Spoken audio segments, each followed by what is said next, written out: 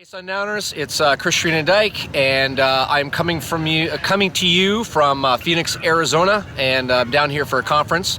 And I ran into a premier, excellent branding and copyright lawyer, Cheryl Hodgson, and I coerced her into actually talking to you guys about things like copyright and so on, and how it relates to songs.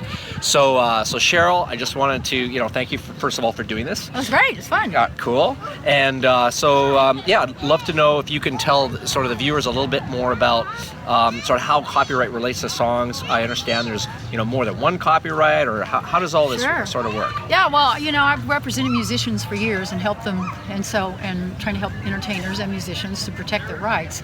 So one of the big things I find is that just important for musicians, they worry a lot about their music, but then they don't necessarily sometimes learn how to protect their music and the rights in their music, right?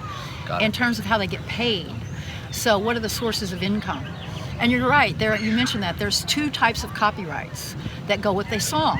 One is for the words and the music, right, which is sometimes called the PA copyright, or that protects the song itself. Yeah. Then there's a second one, which is called the sound recording copyright, that protects the sound, any master recording you make. And those rights are licensed separately, and they have two streams of revenue. So if you're, and want to make money from your business as a musician, and you need to learn your rights and get clear on how you collect money from each of those sources of revenues.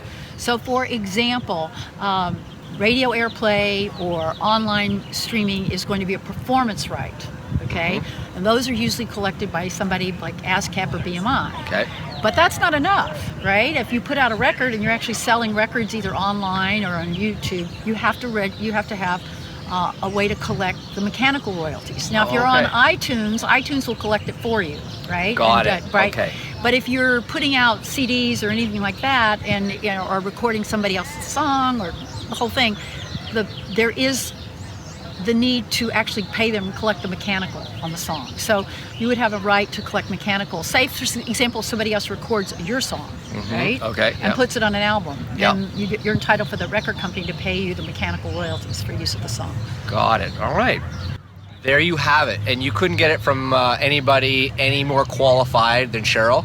I was very lucky to get her on here, you guys. And and by the way, if anybody wants, of course, to use your legal advice for anything, how do they get a hold of you? How about Cheryl at HodgsonLegal.com, HODGSON legal.com. Excellent, and I'll actually put a little caption, should be showing up right around there right now on the video. And anyway, you guys have a great week.